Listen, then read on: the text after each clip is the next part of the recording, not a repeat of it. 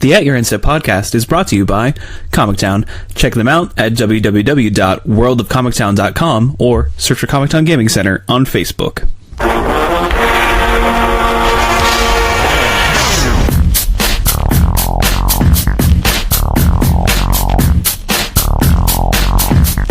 Hello, and welcome to At Your Instep. My name is Morgan. I'm here with Dave.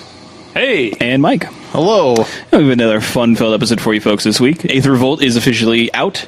We have a new standard to talk about. We have to talk about the local tournament, the Columbus Open that happened over the weekend, so it's pretty exciting. We have even a couple community topics to touch on, too, as well. So a pretty solid episode in store for you.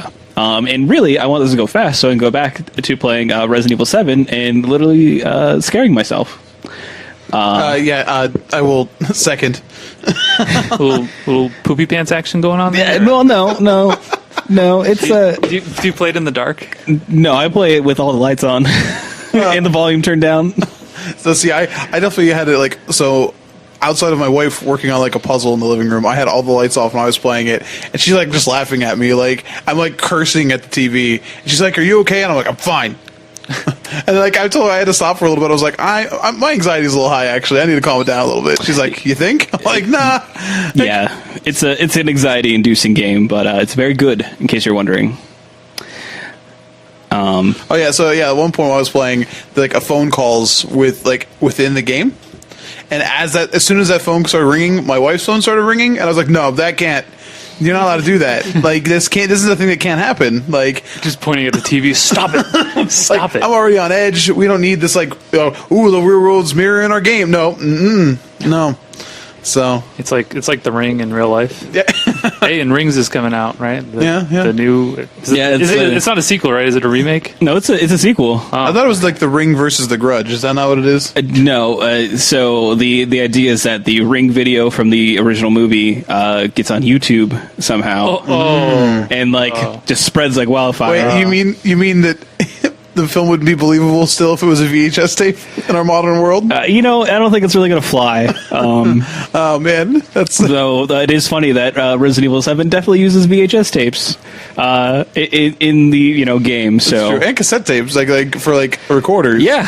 I guess they kind of play it off because you're, in this backwoods, part of Louisiana. So it's somewhat believable that you would just have VCRs and they don't have DVD players out there, but it's still kind of okay, all right. But then it's a video game, so who cares? I've seen True Detective season 1, so I know what backwoods Louisiana looks like. Yeah, it's true. Not a lot of Blu-ray out there. No, not a high selling commodity. Anyway, let's talk about Magic. Yeah, let's go back to that. So we do have a few community things to talk about. So first and foremost is we're getting some new FNM promos. They just released these today, and man, they're good. It's crazy. So we have a slight increase. We saw a slight incline in April. We get Servo Exhibition, which whatever. It's not the best card. It's not the worst card. It's a card though, and it's okay. It's literally better than a lot of the other things that we've gotten. And then after that, it gets really good. We get Unlicensed Disintegration in May. And the art's pretty sweet. Looks pretty awesome. And one of my favorite cards in Standard currently. So I think it's pretty awesome that we get that. And then June. Oh, man. June, everyone's in for a treat. Your FNMs are going to be packed. Everyone's going to be wanting some Aether hubs. And the art is gorgeous.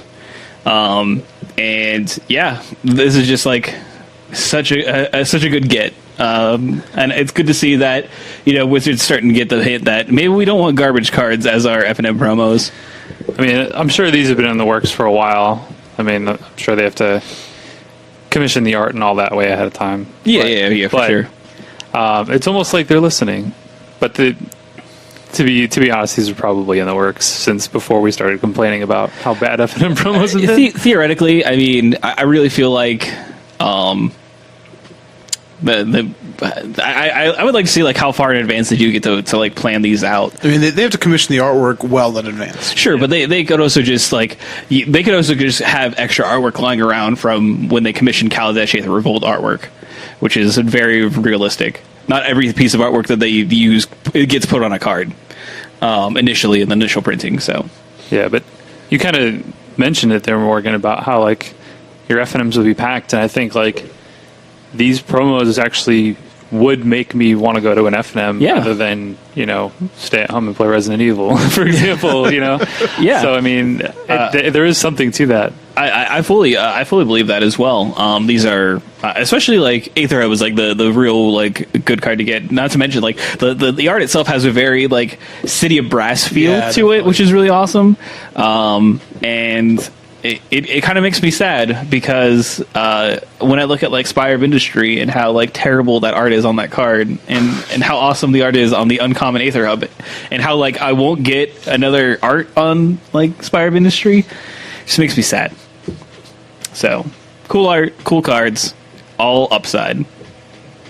So, moving on, there actually is something else happening in your, potentially in your local location for standard events, basically. So, Wizards is going to be starting a new program that is going to be starting it's going to be tracked from February through April, if I'm not mistaken. Yes. So from February 13th through April 16th, if your local store runs at least 15 standard events, they will receive 5 MCAT posters for the store, which is pretty cool. And then each poster depicts a not yet revealed character from the upcoming spring set as well. Ooh, You can probably guess. mystery. And then additionally, WPN stores that schedule Emicut pre-releases will receive rewards for their standard players. And these are, I believe this is what the rewards they're talking about, is these standard lands. They're going to be sent to stores. 10 for core level stores, 20 for advanced level stores, and 30 for advanced plus level stores.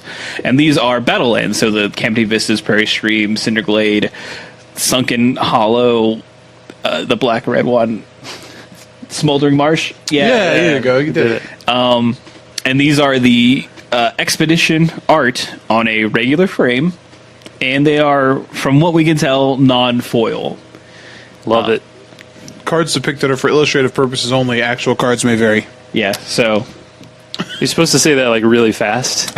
Morgan, you could speed that up in the post. 2 core 4 advanced 6 advanced plus copies of each Fairy Stream, Sunken Halls, Willing Mars, Cinderglade, and Kind of So using normal frame masterpiece arts, card depicted are for illustrative purposes only. Actual cards vary. there you go. Terms and condition may apply. That's like the Micro Machines guy right there. Oh man, do you remember Micro Machines commercials? Yes. They made Micro Machines sound great, and then you held them in your hand and you Yeah. went, "I'm going to crush this." And then there's actually going to be 3 exclusive playmats featuring art from a card in Amoket. Consider these rewards for sportsmanship, helping new players, innovative deck building, or any other kind of behavior you want to see in your store. I was going to say, I wish they would do more non-foil promos. They have some, like they did like the Ugin's Fate cards. Yep. They have the game day promos with like, the not The full art uncommon ones. one, yeah. Yeah. And I feel like, they really upped the foil promos, and they have, expeditions and masterpieces and all this stuff now, but you got to give some non-foil promos some love. Yeah. I don't know. I might be in the minority on that, but I think like the fact that most of the promos that we get are foil. Having a non-foil promo definitely makes it feel a little bit more exclusive. yeah, in a way it's kind of flipped because it used to be that foils were special. Yeah. Now it's like everything's foil. So if everything's foil, then nothing's foil. Right, exactly. If everyone's superhero, then no one's a superhero. Right. Yeah. No, I saw The Incredibles as well. Wow. But no, I think these are cool. Just like freebies for stores to have incentive to actually run standard events. Yeah, one thing I was going to say about this, other than the cool promos and the posters and everything that the stores get, do you think this is a reaction to kind of the lower attendance that we've seen prior to the bannings and all that? Do you think this is Wizards saying, hey, we need to do something to get people to play Standard again?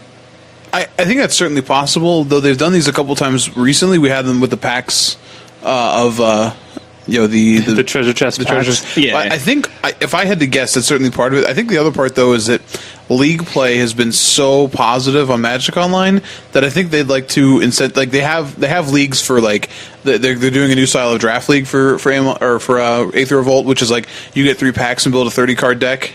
And you play like the one game, so like they literally have like the one game league already existing. But I think like they notice that leagues are what people like to play, so like this sort of incentivizes like a store creating a league with these being the payout for it.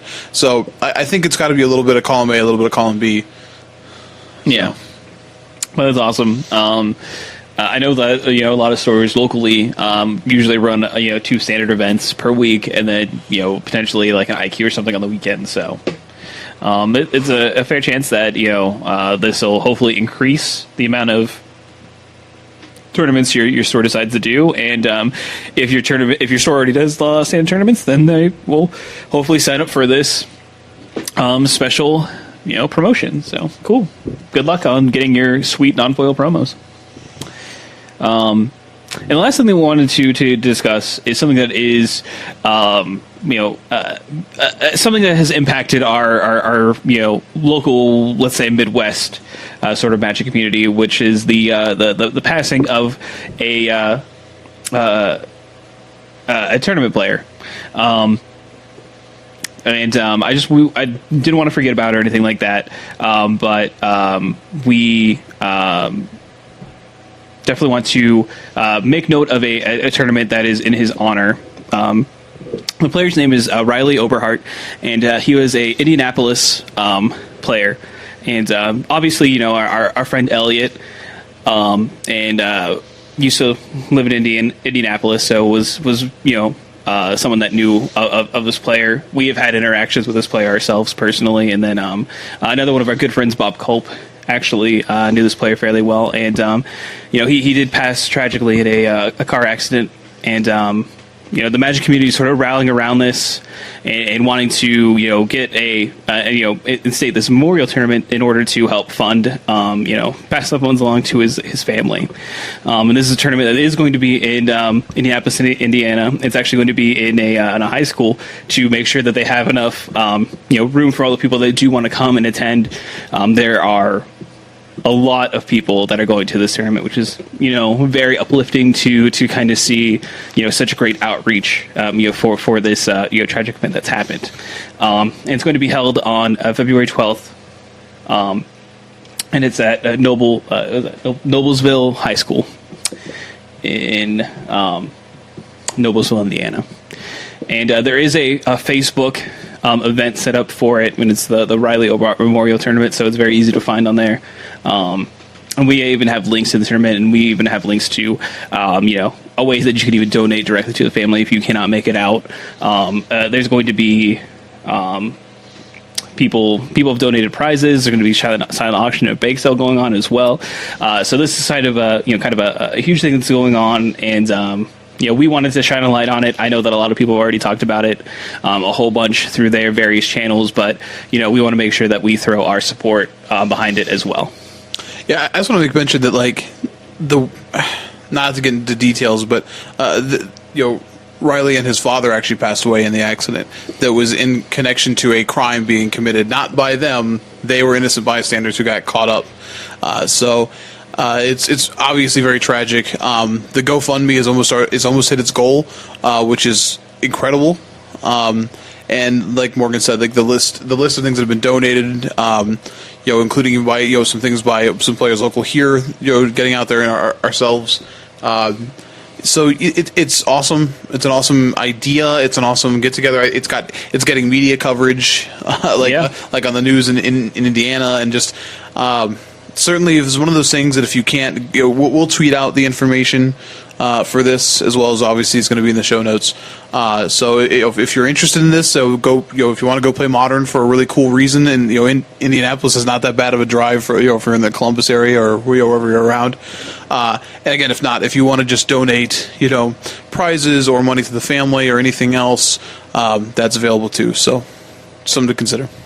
Yeah, and like I said, we'll get these links into our show notes as well. So if it's something that you want to check out in further detail, we will go ahead and give you easy access to that. So, last thing we want to talk about in the community before we leave are Pro Tour teams. So Pro Tour teams are actually going to be officially announced tomorrow, 1/26/2017. So we kind of missed the boat by day, but we will be talking more in depth about it next week when we have the full list.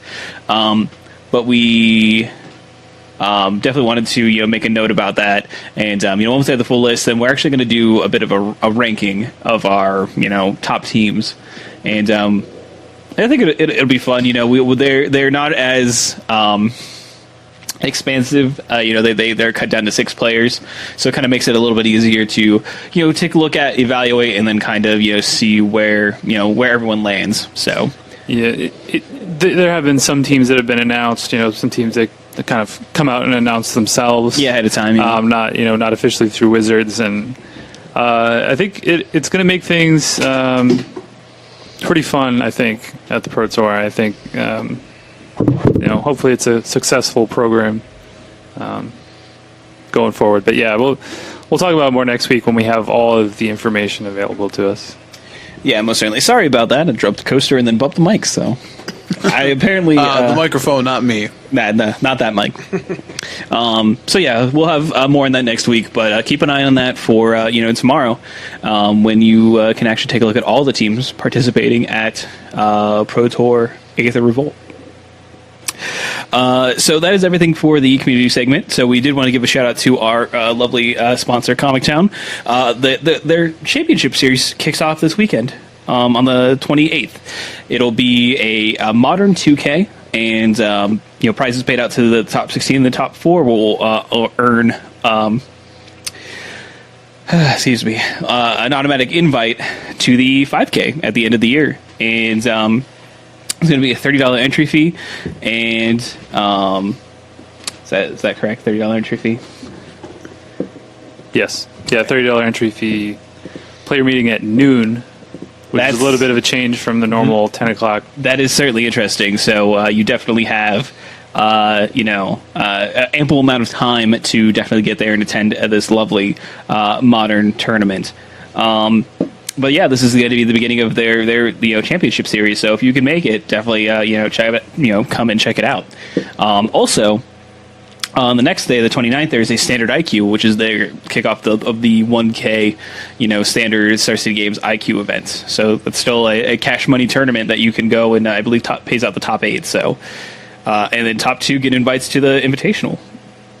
So no matter what you want to play, there's going to be Magic for you all weekend. So definitely check it out.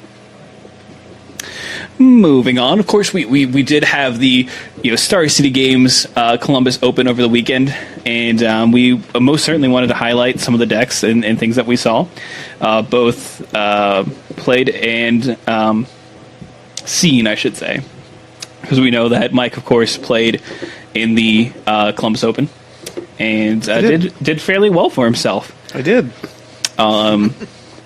And before we talk about the top 8 and who won everything like that, I'd like to start with Mike and how he did in his overall, his small tournament report, as it were. Tournament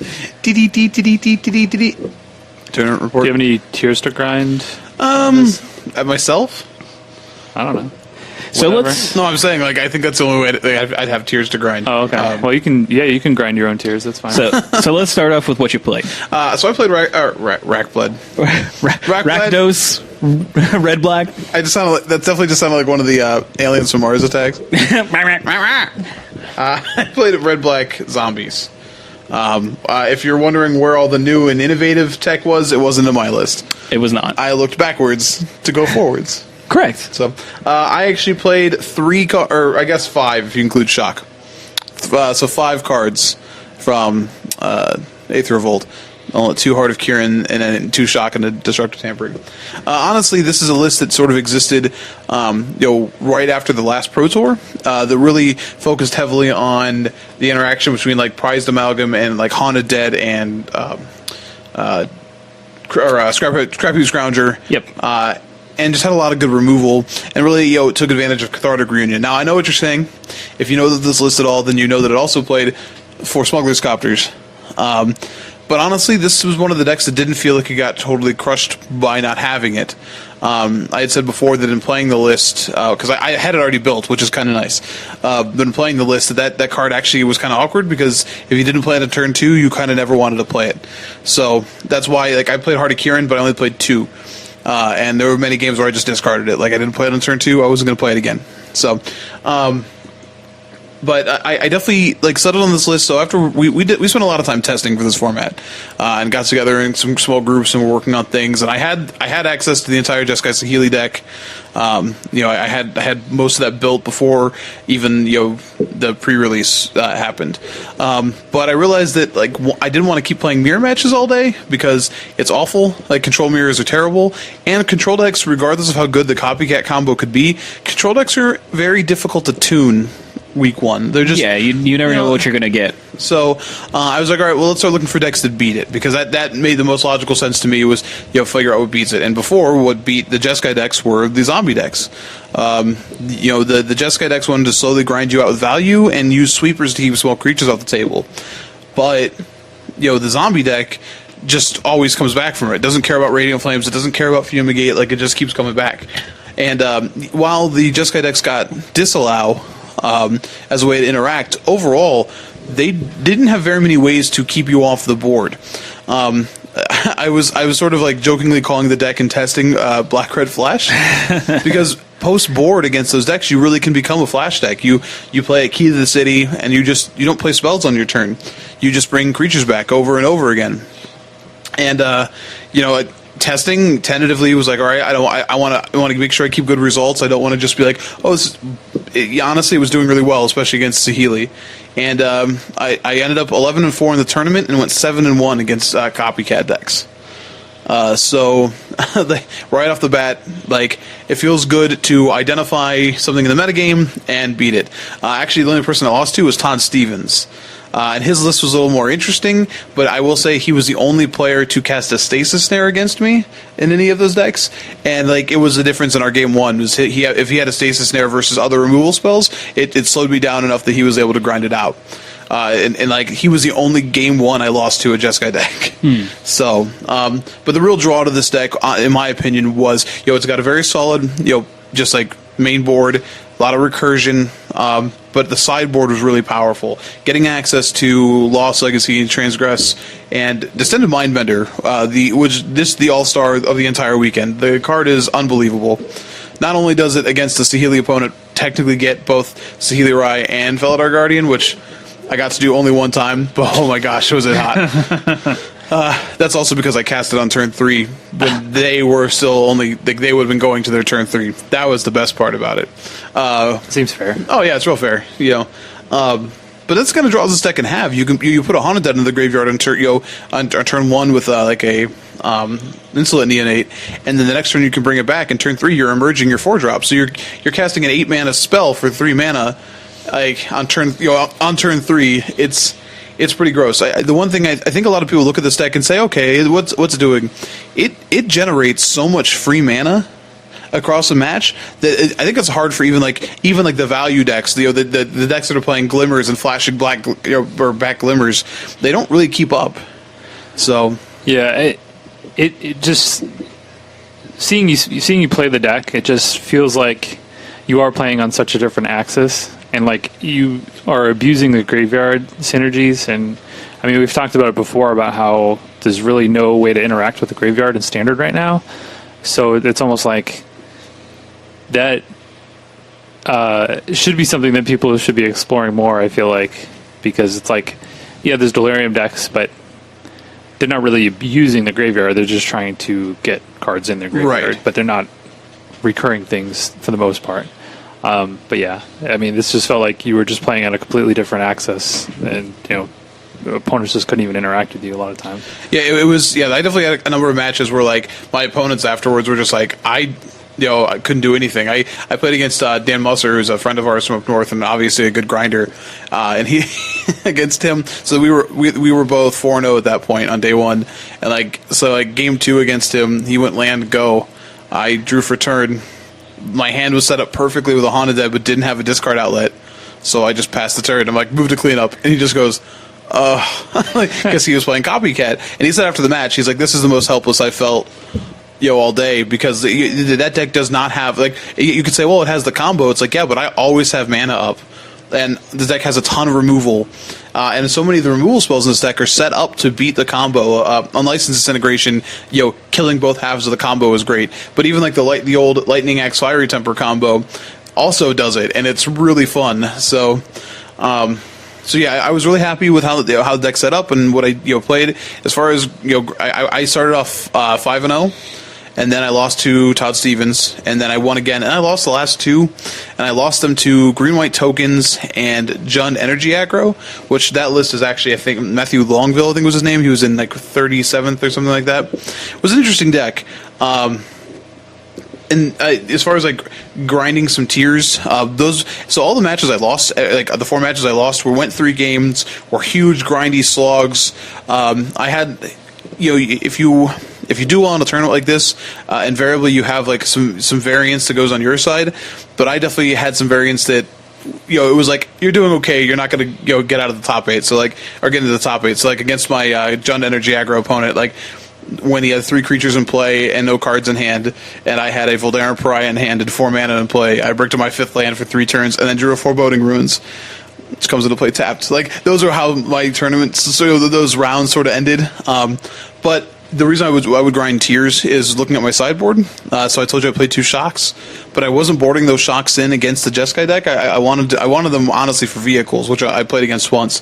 But I had the Jund Energy deck played the Elephant against me, for example, or Rishkar a couple of times, and or the Tokens deck had Sylvan Advocate, and on day 2.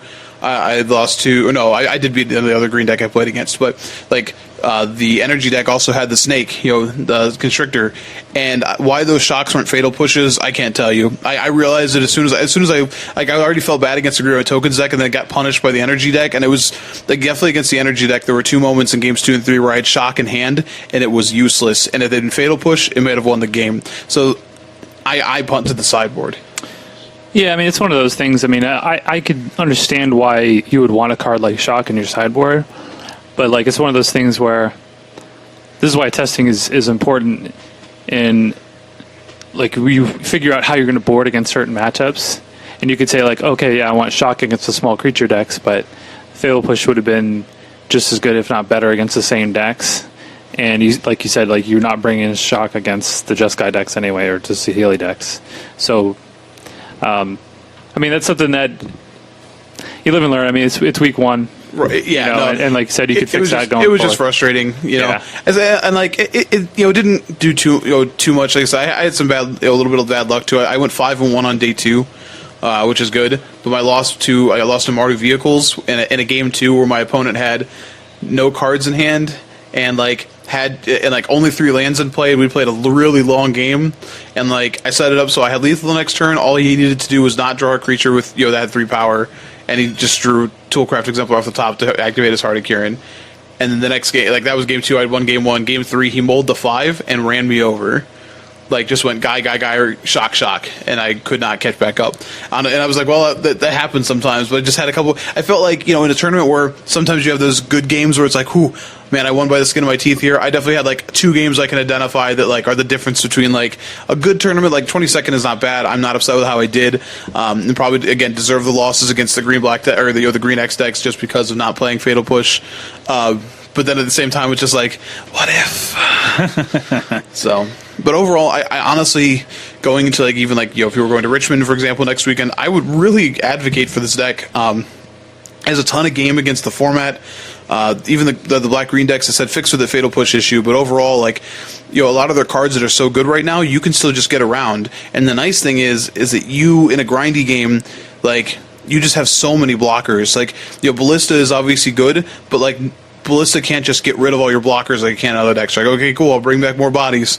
and you really can grind them out, which I think is really cool about this deck. This deck has draws, and I did it a couple times in the tournament, where you're attacking for 9 on turn 3 because you pitched 2 amalgams to your Haunted Dead and you just went off. But it also has games where you can go play a half-hour game and your opponent thinks they're still playing Magic, but really they haven't been playing Magic the whole time. You don't even care. You're just playing Dredge. You're just like, oh, I drew 2 cards, so I can discard them. So, I think it's we're gonna talk about some other lists that are maybe more innovative, but like this did exactly what I wanted to do. So. Yeah, it's kind of nice when you are going into a tournament, especially with a new set coming out. You evaluate what you think the metagame is going to be, and that holds true, which I think is what happened with your deck and what you chose to play. So I think that probably felt the best out of really anything. Yeah, I agree. Yeah, I would agree. All right. Well, let's talk about the rest of the tournament then. So, we have to give a shout out to Brendan DeCandio. He did win the whole entire thing with Black Green Delirium, and he did back to back. I could have stopped him. I could have stopped him in Atlanta. Sorry. Apparently, you weren't strong enough. I was not. He's a force to be reckoned with. Yep. Tears. But yeah, so he joins that very exclusive club. I think it's him and Jerry Thompson, and I know Tom Ross, and I don't know if there's another one, but I know at least those 3 now. So, very illustrious. Okay, now I don't want to take anything away from Brennan because it's really impressive. But is this really the same as what Jerry did? Jerry did it in the same weekend. In the same weekend, back when they had formats. Yeah, back when they had 2 opens per weekend. Well, it's not exactly the same, but it is still back to back. It is back to back, but I don't want to take anything away from Jerry because that was pretty special. Fair enough. This is special too. Don't get me wrong, but like I'm just saying. This is over technically like 2 different formats. 2 different formats. Not about like a month 2 and a different. half. It's both standard, but you had pre-banning, pre-Aether Revolt, and then post-banning. Trust me, that's impressive in its own way by far.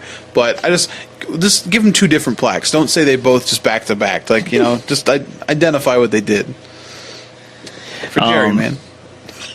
And when we take a look, we do see that green black, whether it be this more delirium focused deck, or the green black aggro deck, which was the snake count +1/+1 counters deck, were both fairly well represented over the weekend. Well, they all played the snake. Yeah, the snake. So Winding Constrictor was kind of the I guess the build around, if you want to put it. It's just good. Like, yeah, it's a 2/3 for 2 that just is all upside. All right, it doesn't have reach. Can we just talk about Brendan DeCandio's winning list here first? Yeah. Okay. So before we get into kind of the specifics on this, but kind of the baseline of what you saw at all these black-green decks was were Winding Constrictor, Rishkar, Walking Ballista, and Verdurous Gearhulk, which all work together pretty awesomely. Yes. I apologize last week about Walking Ballista. I understand I must now eat an actual hat. I don't know what to tell you. I apologize. We were talking about this earlier. I now have my Jace. Yeah. I said Jace Friends Prodigy was terrible. I said Walking Ballista was not going to see play. I ate crow on that one, and now you have to eat a hat. I have to eat hat. And now, Morgan, you're next. You have to say something really stupid about a new card when it comes out, and then you can eat something that shouldn't be eaten. You act as if I haven't already done that, but I'm sure I have. I'm sure I've misevaluated cards before. Yeah. I don't know if you made any bold claim. Oh, no. No, hold on here. I do remember when we were talking Anticipate, and you did say it was going to change the format, revolutionize the format. So I remember that, but that's not that bad. I remember I was pretty low on that card, but yeah. I was pretty medium, and I said we'd see a lot of play, but it wouldn't be format defining. And hey, look where we're at. It does see some play. I mean, it's in every Jeskai deck. It's true, but it's not format defining. No, it's just kind of a thing you can do. He's just well, it's turn 2, I guess. Anticipate. Anyways, so yeah, let's talk about Walking Ballista a little bit more. So this is a card. This is a card that I thought was, in the spoiler, I thought it was good. I'm like, okay, it is somewhat comparable to Hangerback Walker since it's same casting cost, comes in play with counters on it. They do different things, obviously, but this one has so many other support cards that make it better. Like, Yes. Hangerback Walker didn't have Verder's Gearhulk that was able to just supercharge it, or a Constrictor. Oh, man. Don't let me think about Hangerback Walker versus Gearhulk. Yeah. That's just like disgusting. So, I mean, I think, you know, if you put both of those cards in a vacuum, I think I would say Hangerback Walker is probably a little bit better.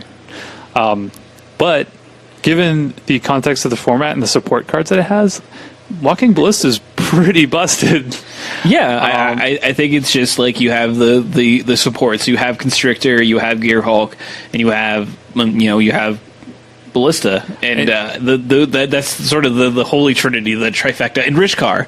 Rishkar, yeah. You know, I just think that, you know, you just have such explosive openings with this deck. Like, if you play a Winding Constrictor on turn 2, you can play a Walking Ballista for 2 mana, get a 2/2, and then play a tap land or something. You know, you could play your Hissing Quagmire, and then if you wanted to next turn, you could activate the Walking Ballista and get two more counters on it. That's probably a bad use of your turn, you know, turn 4 or whatever, but it's something you could do. yeah, And it would realistically, like, Walking Ballista in itself, like, is a card that you can tap out for theoretically, and does give you some amount of combo protection, which is nice. Yeah, we can't talk about that. It is kind of it's not the best combo protection, but no. it is something. It is something, though. And they're not always going to have the shock or the harness lightning or whatever to get rid of it before they go off. So, you know, being able to play just a generally good card that also happens to be good against, you know, the combo decks that people are trying to play in Standard right now is just, it's a good place to be.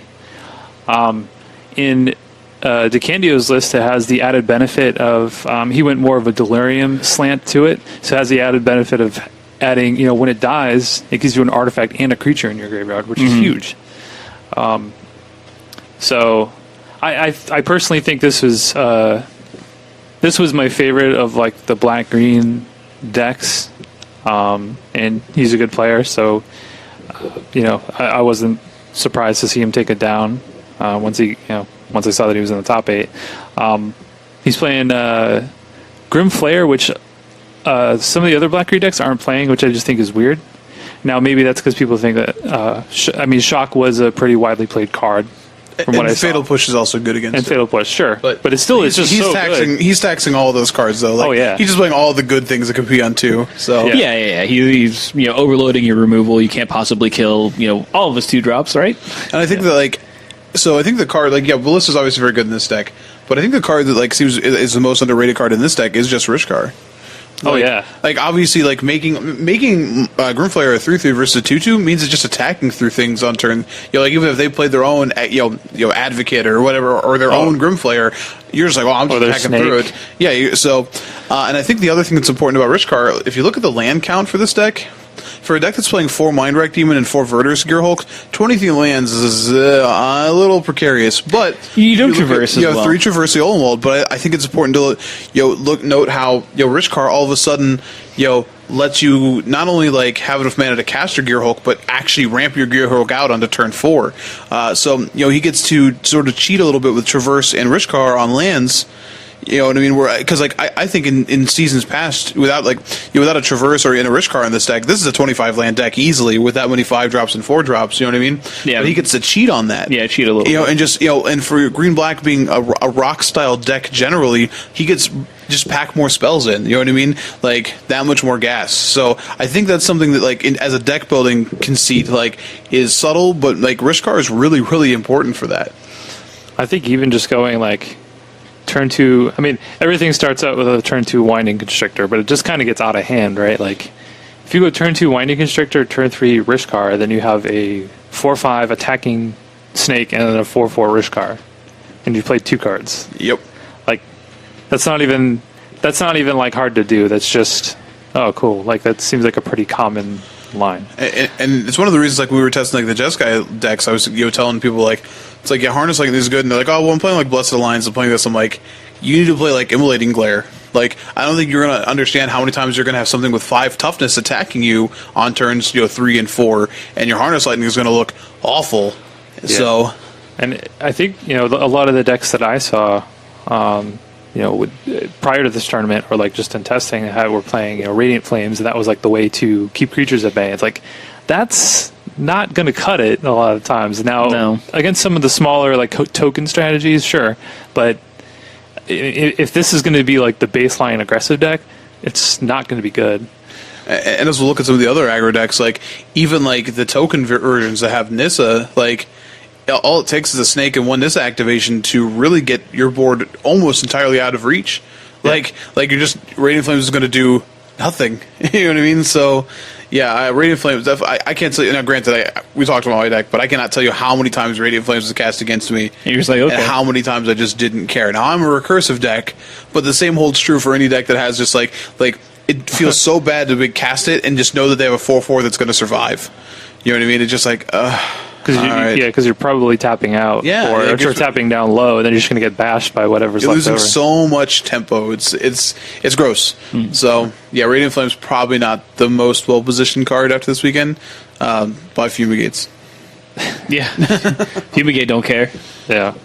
I will say the same goes for Henny's Expertise too. Yeah. That card also underperformed this weekend, and I think that's pretty apparent why. I'm totally okay with that.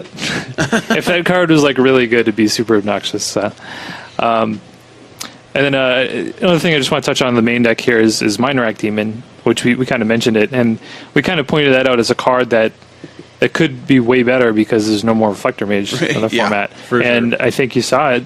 You saw it here, you know, and it's not like this is super dedicated Delirium deck. Like he's not playing. What's the green spellbomb thing? What am I thinking of? Oh, you mean the Enchantment Vessel? Yeah, he's not playing any vessels or anything like that. You know, it's just kind of just one vessel. no, but I'm saying like it's not like the Delirium decks that we saw before, which are like I'm trying to get Delirium as fast as possible. This just kind of gets Delirium.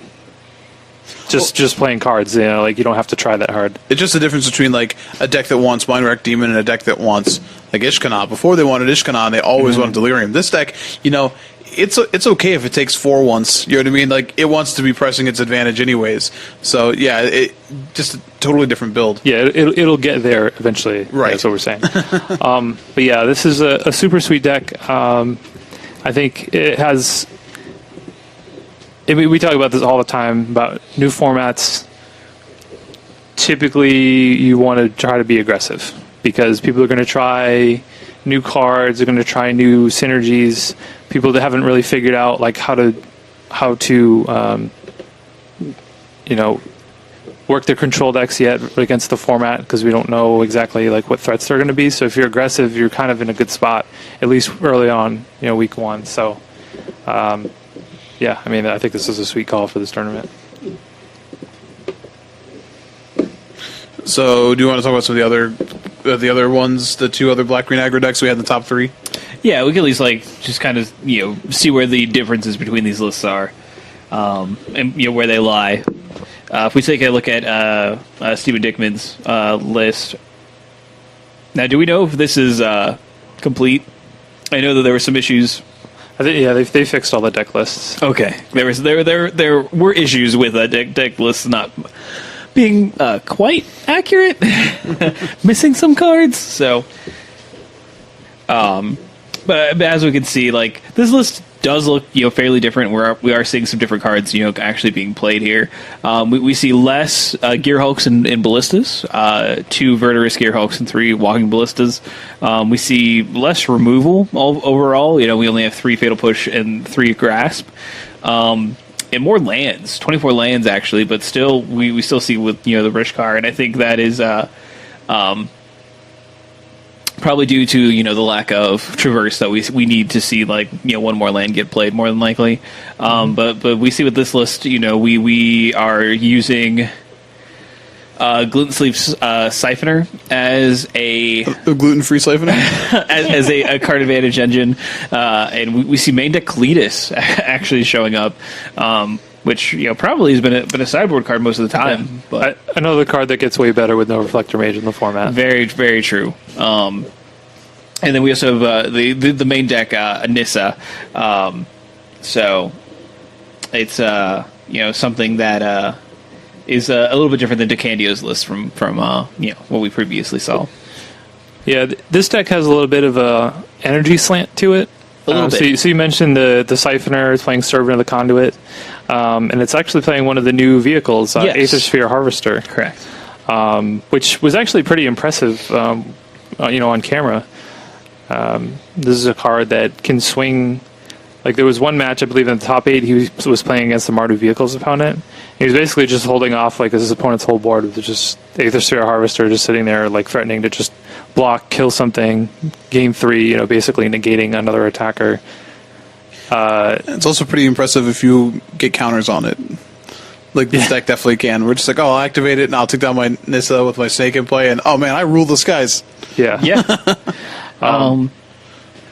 We don't want to fail to mention the synergies with Getting Energy and Whiting Constrictor. Yeah, I was just going to say that. Yeah, that's another thing or another synergy that card plays with.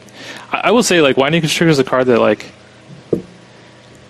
I didn't think it would be that great and constructed, but I guess I underrated how many just generally good cards there are that work with +1/+1 counters anyway. Are you suggesting he's a sneaky snake? It's a little... He's very sneaky. He's a snaky Yeah. snake? No? YouTube classic. All right, continuing. I do want to mention, you mentioned gluten-free siphoner, which I'm definitely calling it that forever now. I will say, as good as that card, because that card was good against me the few times I was cast against me, but I have to assume it's not as good with every deck running 4 walking ballistas. Sad times. That's kind of... I was going to ask you guys that. So we've seen different, I guess, quote-unquote tests in Standard. So we had the Flame Tongue Kabu test, which is like 4 toughness. So you wanted to have more than 4 toughness. We had the Jace test.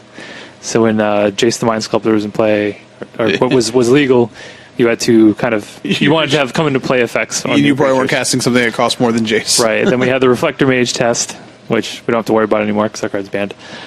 So is the new test like the Walking Ballista test? Like, do you have how many 1 toughness creatures do you have? I do think that if there's anyone that's going to survive it, Siphoner has a chance. The card was very good, like I said, every time, and it's very easy with the Serpent to make sure you're getting to draw a card off of it. So even if they do kill it, if you got 1 activation off of it, you're doing fine. But it seems like it's probably especially poorly placed in these black-green mirrors where, like, they're fine with double blocking something. Everything has a huge amount of toughness. I have to assume, though, like, it felt pretty good to have, like, that many 2-drops, that were valuable against, like, these blue-based decks. But I have to assume that Grimflayer is going to be better in that spot.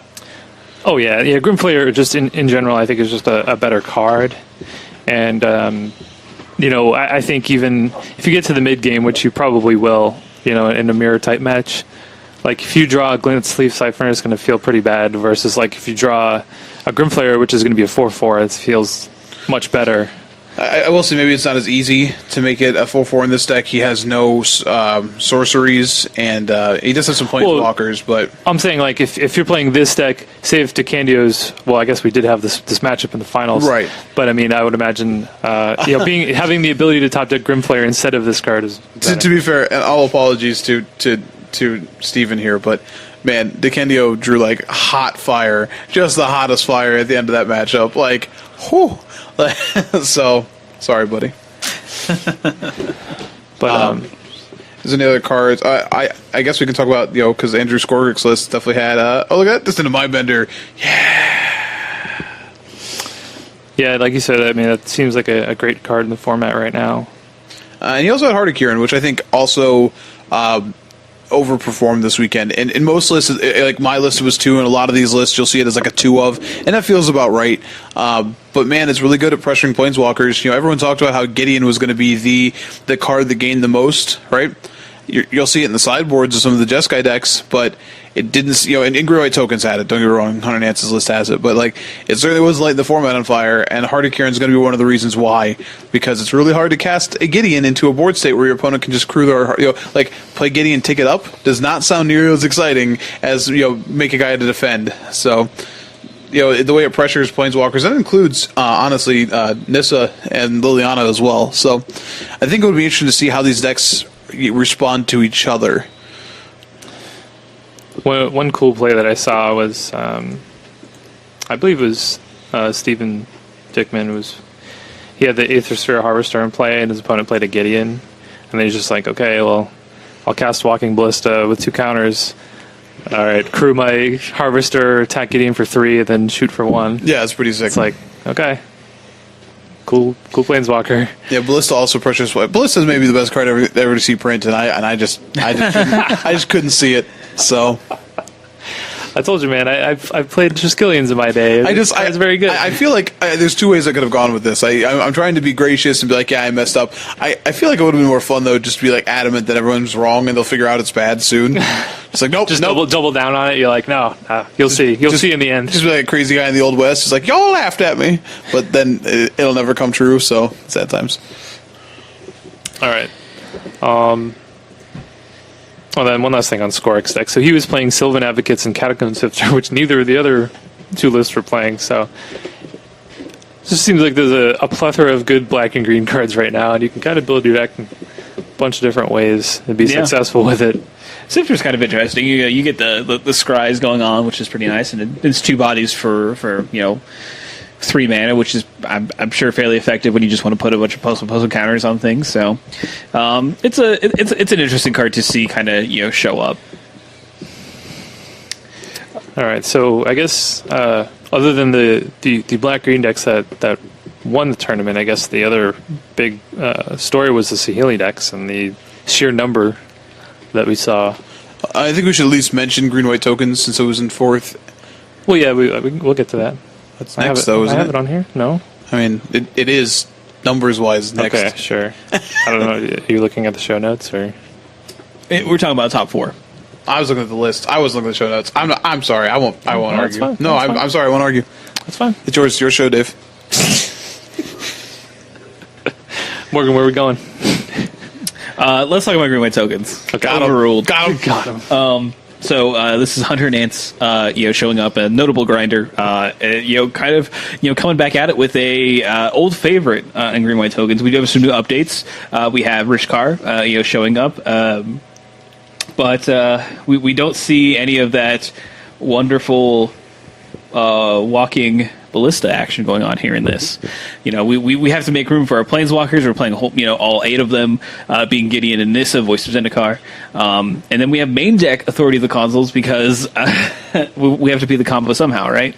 As well as 3 Stasis there, 3 Heart of Kiran, and then 4 Oath of Nissa. So, this is, kind of a deck that we kind of expected to see, show up.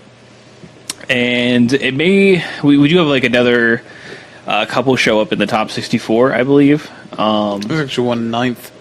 Yeah, but definitely not the kind of numbers. We have 8 total in top 64 when we look at the top 64 breakdown. The most useful breakdown we could ever have, right?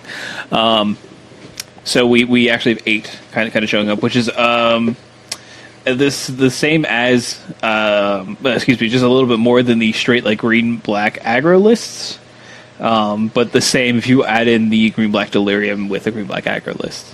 Yeah, I don't know. Looking at this list, I'm not really high on this deck. Hunter Nance is a good player, and obviously did pretty well in this tournament. But I think if you look at the makeup of the black-green decks that we talked about, and you look at this deck, it just seems like the black-green decks just have better cards in general. Like, if you just compare, like, side by side, the cards that you have, I guess it kind of depends on how good you think Gideon is in the format, which I think, like we said, I think right now, the format's pretty hostile towards Gideon. Like, against certain decks, you can't even cast it because you could just die. So, I don't know. Like, it seems like the black-green decks have a lot more synergy built into them, with the Constrictor and Walking Ballista, especially. This one, like, Thraben Inspector, for example, in general, a good card, but it's the reason to play white. It's the reason to play white. Thraben Inspector? Yeah. In this list? Yeah. So what is it really doing? Like, I understand what the card does, but it's being the baddest inspector of all of Innistrad. I don't know if you. No, I agree. I'm joking around. It is the best one drop of all time. No, it's not. Come Yeah, I don't know. I don't expect this, at least this style of green-white tokens, to be a thing going forward. That's my hot take. I would agree with this. I will say this is the best Heart of Kirin deck by far. Oh, yeah. And the green-black decks, outside of just actual removal, like, don't interact real well with it without spiders. Like, and it can clock pretty fast, and it can also play defense with it. You know what I mean? Like, it gets to attack a block with it, which I think that's, again, I don't know if it's a reason to play the list, but I will say, like, that's the advantage it has over green black. Now, seeing again, like the guy we said, Noah Avison, makes it odd because that seems like the sweet, like, 1-2 punch you'd want, and maybe that's what they need to go back to as flyers. But that seems like a good okay thing to me. Yeah, I could totally just be underrating Heart of Kirin. Like, I think it's a fine card, and definitely, I mean, if you're running 8 Planeswalkers in your deck, then you're going to be able to activate it. Be able to crew it a lot easier than some of the other decks that are just relying on creatures to crew it. But I just think, like, if you take the white cards that are being played in this deck and then compare them to the black cards, or even like the black and green gold cards and the black green, like, it just seems like the black green decks just have just better quality cards, and they have more synergies to them as well. So I don't know. I mean, I think this deck was probably a fine choice for this tournament, but I think going forward, after seeing kind of what was successful, I don't know that this is where you want to be in the format. Fair enough. All right, so now we can talk about Saheeli. Yes, now we can talk about the two flavors that we really had of the Saheeli combo decks, which was it really depended. Did you like what was it, Neapolitan, which would be 3 colors, and then I don't know what 4 colors is. Maybe the Superman. Is Superman 4 colors? I thought that was still 3. I think it is still 3. Does anybody actually like Neapolitan ice cream? No, they like part of Neapolitan. It's the worst, ice cream. right? What? The strawberry ice cream in the middle of Neapolitan is the best. That's actually the worst. You're just wrong. No, strawberry ice cream is terrible. You're talking to a man who just likes vanilla ice cream. So. No, but I like vanilla too, and you can have that too. I know, that's the only part I like. Do you like chocolate ice cream? Yeah. Okay. All right. So this is what we'll do. Yeah. We'll divide it up. Well, I'm glad that we can all share Neapolitan ice cream. That's the only possible good thing about it, is that if you have 3 people that specifically like 3 different ice creams, you can get it all in one. So I guess we'll call the 4 color like 4 cheese pizza. Sure. Okay. The 4 cheese ravioli. The quattro. Well, okay. So I think Superman technically counts because there's pink, blue, and yellow, but you can get green as well, right? 'Cause the blue and the yellow mixed together, right? I guess technicality. So can it be? We'll just call it like the Superman with the bubble gum. Sure. The bubble gum would be the 4th. Sure. Let's look at the highest placing Jeskai list, because I think that's what everyone expected. And that list belongs to Daniel Fournier, who I know you've played against a couple times. Yeah, he's on one of the pretty good teams too, that we'll talk about next week. So, but anyway, I haven't lost to him either. Ooh. Wow. Mike just sat up a little bit in his chair. Nah, he's a really nice guy though. Yeah, he's Canadian. That's true. Of course he is. Yeah. Okay, so yeah, I mean, this is I think pretty standard from what we kind of expected from the, I guess, control version of the Saheeli Felidar Guardian combo. It's got a little bit of spice. A little bit of spice. I see those Oath of Jaces poking out. Yeah. Hello. Yeah, so we saw some of the Saheeli decks were playing Oath of Jace, Oath of Chandra, Prophetic Prism was another one that I saw. These are kind of just like value cards that you can blink with Felidar Guardian, even if we're not going off. I do like the Oath of Jace though. That's a little spicy because you can end up with maybe some cards that aren't great in whatever matchup you're playing in, so it gives you a way to filter while also looking for combo pieces. Yeah, there's a lot of matches too where like Saheeli just sits on the table and like +1, shoot you scry 1 is fine. +1 shoot 1, scry 1, and then scry again, and your upkeep is pretty good. Yeah. So. But yeah, this is a list that the creature base is just 4 Felidar Guardians, 3 Torrential Gearhulk, which we saw a lot of the straight Jeskai lists were playing that as kind of the bread and butter creature suite. Yeah. Force of Helirai, and then it plays various removal spells, counter spells, card draw. So you have things like Anticipate and Glimmer of Genius as ways to dig through your deck. You have main deck Negates and Disallows as a way to kind of defend yourself, protect your combo. Your removal spells are he has 4 Harness Lightning and 3 Shock, as well as 1 Manic Radiant Flames. And like we said, Shock was kind of a card that I kind of saw a lot of people playing. You know, obviously, it's one of the cheapest ways to break up the combo, as well as having, you know, utility against small creatures and things like that. So, this I think was pretty stock, I would say. Would you guys agree with that? Outside of the Oath of Jace, I think his mana base is a little interesting too, leaning away from like Fumarole and having Needle Spires, but it's pretty close to stock. Like you can honestly look at any of the Jeskai ones all the way through. You know, some went for more protection, some went for spicy one of, some went for different removal suites. Todd Stevens, I know, didn't play Disallow. He had like Nahiri's in his version, but he had Nahiri's in the main. So you can look at a number of different ways to go about it, and obviously going forward, I think this week was like test the water. Next week you'll start to see lists that feel tuned, because like this list, you know, you said it looks stock but doesn't feel tuned to me. Like I don't think there's any way if you asked, like, you know, hey, would you play 3 Shock again? No, probably not. So. I will say in the board we have kind of a spicy 4 Spell Quellers. I don't know if that was stock. That was pretty standard for the Jeskai lists after the Pro Tour.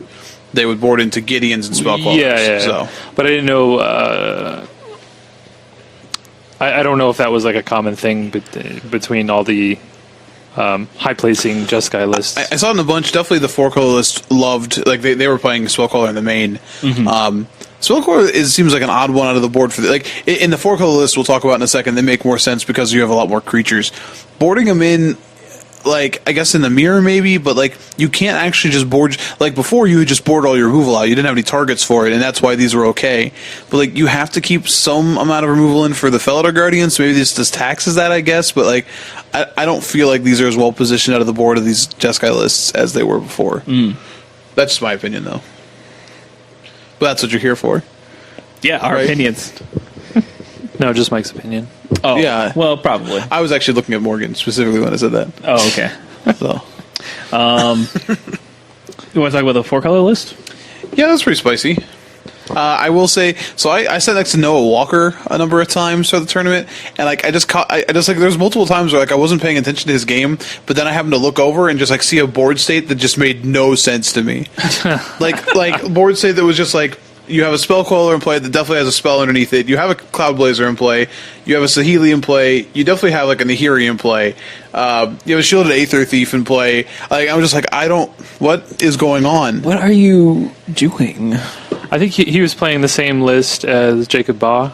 Yeah, right? They were on the same team. This is a card hoarder list. Yes. Do you want to talk about that one first, or do you want to talk about Robert Graves or Tyler Hill? Finished in the top 8. Graves is also card hoarder. Yeah. Oh, okay. Yeah, this is a card hoarder. I guess he's new. He is card new. hoarder. Yes. Okay. All right. We'll talk about that one then. Mike, I mean, they're playing Cloud Blazer. They're playing Cloud Blazer. They're playing like Rogue Refiner, which I played a bunch of that card in testing because like I love everything it's doing. I would make a bold claim right now and say this is definitely the best Aether Hub deck in the format. Like, it's using almost all the colors. It's pushing it everywhere. It's making sure it has mana. Like, honestly, the real power here comes from like again Aether Hub and Servant of the Conduit to really just kind of cast whatever you want. And I think just watching him play this, I didn't watch Robert play that often, but I watched Noah enough times sit next to him to go, okay, like you really could mess with some opponents. I played against a similar list. And is it day 2 or day 1? I don't remember. They had Nahiris and that sort of stuff. They had those in the main, and like Oath of Nissa and that sort of thing. And like the first time that they cast Spell Queller against me, they definitely just had like Mountain Forest Servant of the Conduit, and I was like, oh, Spell Queller, and I was just like, what is going on?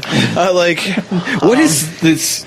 And I think Sorcery. you saw board states that were just crazy and you could do a lot of things. And I think also like Shielded Aether Thief is pretty sweet in this list because you can just draw a card pretty consistently. Yeah, we talked about it, right? Yeah.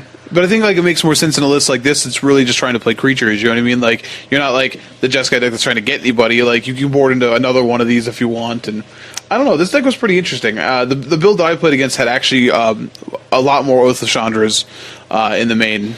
This one only has one Oath of Chandra in the board. But yeah, it's a pretty sweet one. Good. Yeah, Oath of Nissa is sweet though in this deck because you can find either half of your combo. Right, and then flicker it. And flicker, yeah, like it's kind of like the Oath of Jace slot. Just if you are happen to play green, this is probably just better than Oath of Jace, I think. But yeah, I mean it's definitely interesting, and that somewhat surprising to see a list this out there on week one. I feel like a lot of people go conservative, or like I said, kind of had an aggressive slant. And this one's kind of like, let's see how like crazy we can get with the mana. I think this is for a format where no one was going to be surprised by the combo, like the copycat combo. I think this deck got as close as you could to surprising people, because I will say this, like format memory is a thing. Right? The first few times my opponent went Forest Attune to the Aether, my mind immediately went, okay, this is either energy or energy aggro, or this is Aetherworks. And it took me a few rounds, because the 4-color decks I played against 2 or 3 times total, not these exact lists, but they had 4 colors, and it took me a few rounds to be like, no, that's actually probably not what that means anymore. It could still be energy, but it could very well be this deck. And I think format memory being a thing, this deck might have been better at the best deck at surprising people with the combo. Be like, oh, by the way, boom, boom, and you're like, whoa, wait, what? You played Servant of the Conduits and thing, and what? No. P.S. You're dead. You mentioned that sounds like a sweet Bond movie. You mentioned Aetherworks. This almost looks like a deck that was had Aetherworks Marvel in it, and then they probably tested it and were like, this card actually is just bad. Let's just play more creatures. I can definitely see Jacob Baugh just be like, come on, guys, we can fit Aetherworks back in here. And they're like, no Aetherworks. He's like, please, guys, I need it. No, for real, it's good. No, man, come on. It's a new format. I got to congratulate him over the weekend, too. And he's pretty excited because his token is sweet. Yeah, it's real good. It's real good. Yeah. So.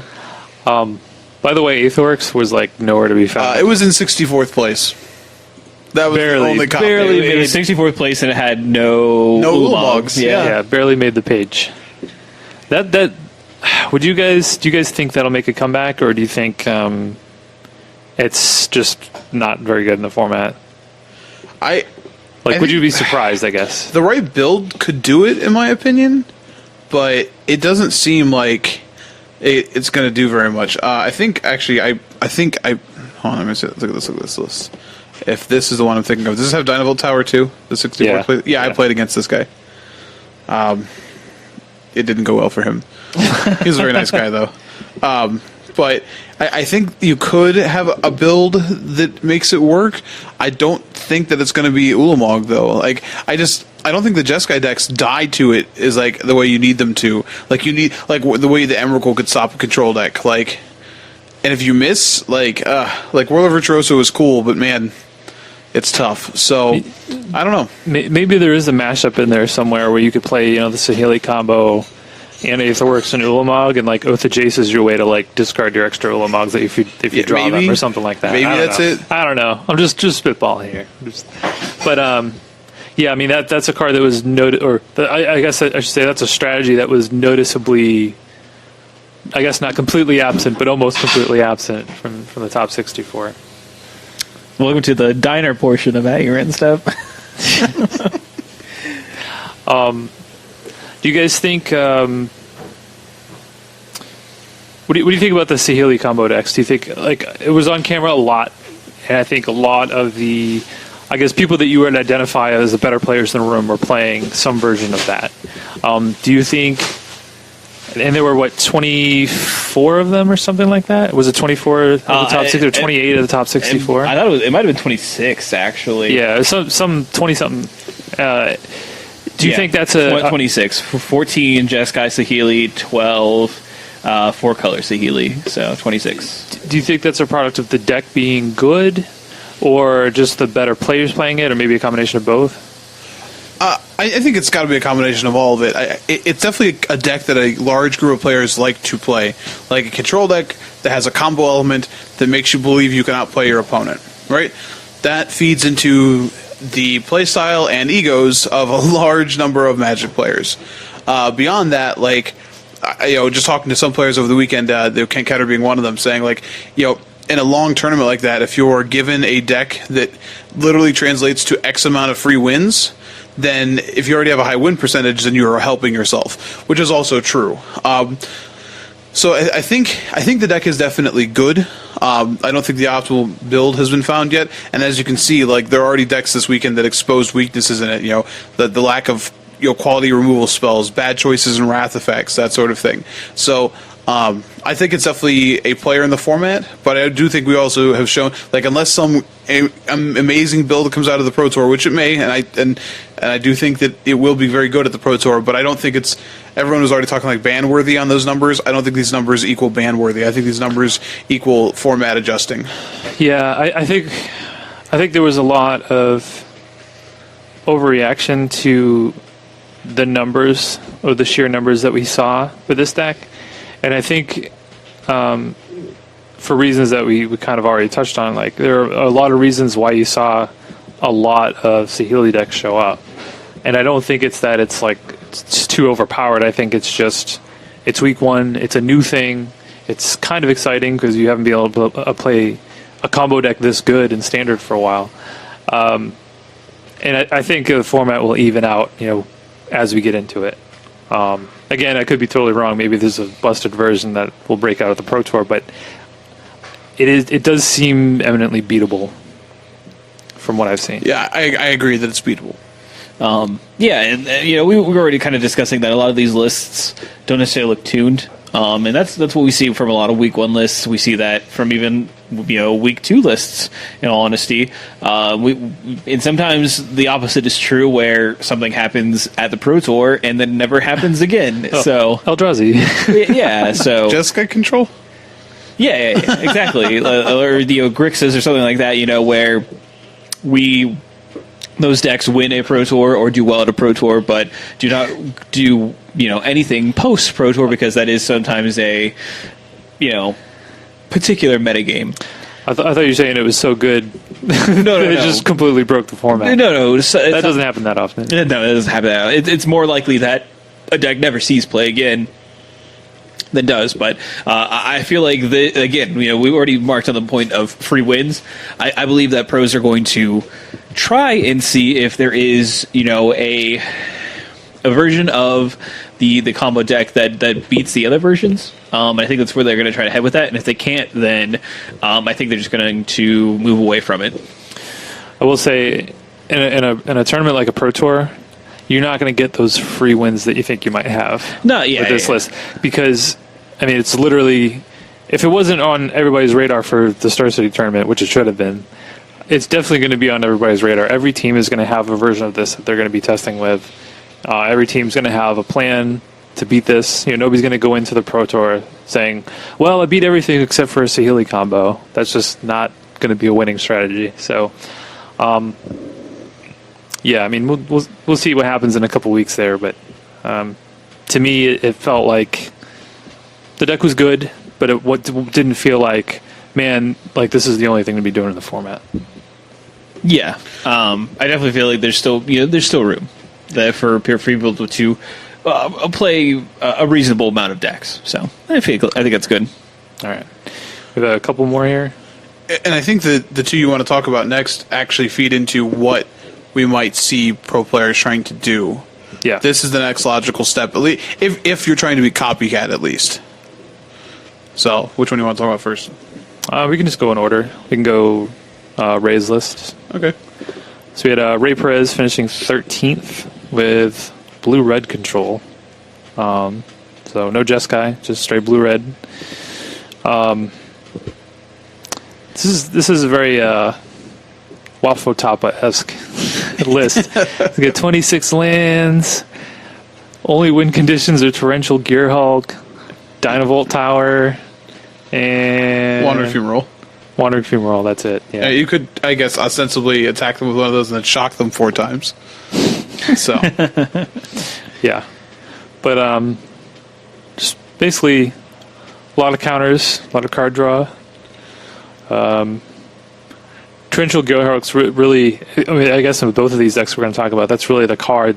That's the reason to be playing Control, I feel like. Without that, you don't have that value plus win condition way to kind of go, I guess, get into the late game and really start to take over. Yeah, the Gearhulk hitting the Glimmer of Genius is really the way that this deck and these decks pull ahead. Like, they want to be able to untap with more cards than their opponent and a threat, and that threat needs to survive. And I will say, Ray is one of the better pilots of a deck like this, and and he's tuning up for the Pro Tour. Like, I have no idea if this is a list he would actually consider for that, but like when he tests a list, you know that it's solid, and to play a list like this to the finish he did in week 1 says a lot. Yeah, I think that's pretty hard to do, to take a Control deck to week 1. I guess you kind of have an idea of what to expect, but you don't know exactly. Like, I don't know if he expected like all the black-green decks that kind of popped up in the way that they did to be as popular as they were. I think if you look at the sideboard, I would guess probably not, because it does not seem like he's really prepared to do anything about it. Right, but the good thing is, I guess the good thing if you like strategies like this is that the more that formats develop, the better you can tune, your deck to beat, what you expect. So I do expect, this weekend, I expect people to be gunning for the black-green decks. Either that, or you'll just see a lot more people playing it.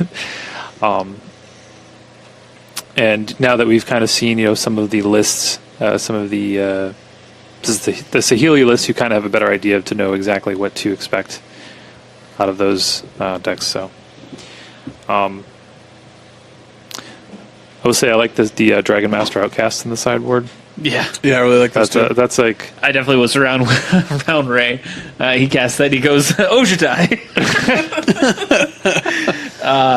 It was a good joke. Yeah, that's a card I forgot that was even in the format.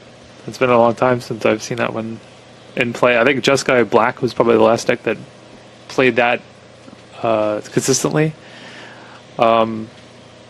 And then I guess another card that I saw, like a bunch was Jason Raveler's Secrets. That was another card that was kind of like fell off the map for a while. Card's still pretty good. Yeah. It turns out, Big Jace, pretty sweet. But yeah, I mean, the reason I do mention that I don't think he was totally prepared is because like Kozilek's return was not good this weekend. And much especially if you can't flash it back. Much like I chose to play Shocks, it does seem like that kind of card. He predicted probably a little smaller, and so it's just one of those things you might see change go forward. Mm-hmm. Do you want to talk about Jim's list then too? Sure. Good old blue-black Control. He's got Confirmed Suspicions. I like Confirmed Suspicions. I found you out. All right, so Jim Davis is playing it's actually, a lot of ways, pretty similar, actually, to Ray's. Now, he doesn't have the Dynavolt Towers. And he is playing, he's still playing the 4 Gearhulks, because that's the reason to play the deck. And he has a main deck Kalitas as another way to win. He's playing 27 lands instead of 26.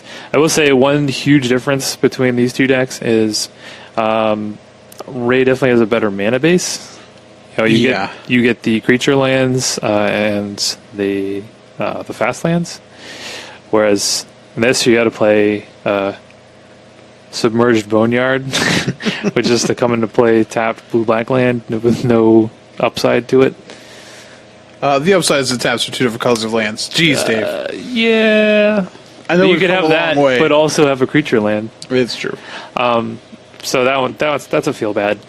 But obviously you do get the black removal, so that doesn't necessarily have to worry about toughness, because like burn spells do. And he's definitely running like the full platter of counter spells in the main. So we talk about Confirmed Suspicions. He's got 4 Disallow. We've got Horribly Awry. He's got a couple of those. Playing 3 Negates. We even have Void Shatter as like the 5th Disallow, I guess. And then even in the sideboard, we got more counter spells. We get this, we have dispels in the fourth negate. So it's pretty counterspell heavy here. I do think it's interesting that these decks are not really playing. Well, I guess this one specifically is not really playing a sweeper. He's not even going with any Henny's expertise in the board. Right. So it's just straight up, just like, I'm going to 1-for-1 you with all these counter spells and pinpoint removal, and then try to pull ahead with the Glimmer of Genius and Torrential Gearhulk. And I guess confirm suspicions over time. So yeah, I mean, this is a different way you can go. I don't know about this one. I personally, I like the red blue version a little bit better, just because I think your mana base is better, and I just like the card Dynavolt Tower as well. But I don't know. But yeah, I do say you get at least getting things like Murder makes some of the creatures in the format a bit more manageable. So that's all I can really say. But yeah, this one feels like even less tuned, if that makes sense. But an interesting take on the format. And again, if you're trying to beat the Jeskai decks, then this seems fine. You know what I mean? Just trying to go a little bit over the top of them. You don't have any of the clunky combo pieces. You don't have like a handful of Felidar Guardians like slowing up your draw or anything like that. So yeah, this seems like the type of deck that if you were to play against it with the red-black zombie deck, you would just eat it alive, right? Like it would just this deck do anything against you? Yeah, to really I played it against blue-black once, and then the Dynavolt Tower decks twice. One of them being the one we talked about, and there wasn't much resistance. I mean, you're probably going to be good against any kind of control deck anyway. Yes. With that, but I don't know. But yeah, this is a thing. I don't know that this I don't know if this specifically will be a thing going forward, but you never know. I mean, so speaking of going forward, what do we kind of expect to see at Richmond then? Magic decks. Good, thank you. Standard specifically. Also accurate. Healy Probably. Winding Constrictor. Also true. Are those going to be just the kind of... I'm going to refer to I think it was Sean McLaren wrote an article today about the mythical deck that combines Saheeli Rai and Winding Constrictor to create the greatest Magic deck of all time that eventually has to be banned. Oh, okay. So does it have Aetherworks Marvel in it too? It has it all. It's all the hits. Constrictor gives you energy, and yeah, does in fact give you energy. Well, technically it doesn't give it helps you get energy. It helps you get more energy. It helps you find the monster energy cans that are sorted around Kaladesh. That's true. There's one over here. They gotta unleash the beast. Just one extra one, though. Let's not get crazy now. No, I expect there to be a lot more black-green. I think that's just natural. I mean, people are going to see what won the tournament on week one. Mm-hmm. And also just the amount of cool new cards and synergies in it. I mean, I know I'd be excited to play that deck. That's probably what I would play if I had to pick up a deck to play tomorrow. So, yeah, I think there'll be a lot more black-green. I do think, if you're going to see control, I think you may see control be a little bit more streamlined, because we format's starting to shape up a little bit. I still think remains to be seen what happens at the Pro Tour, so that's really the ultimate kind of test. A lot of times what we see in the first couple of weeks of Star City tournaments is not what we see at the Pro Tour. And one that specifically comes to mind is prior to Pro Tour Theros, where the format was all about green-white creatures, and then the Pro Tour was mono-blue Devotion all over the place. And then after that, mono-black Devotion and mono-blue Devotion. Yeah, so it just turned out to be something completely different. And then some people played red-white decks for some reason. It was a better time. Some people played bad junk decks at the Pro Tour. Some people did. Got demolished by every blue deck. That was me. Anyway,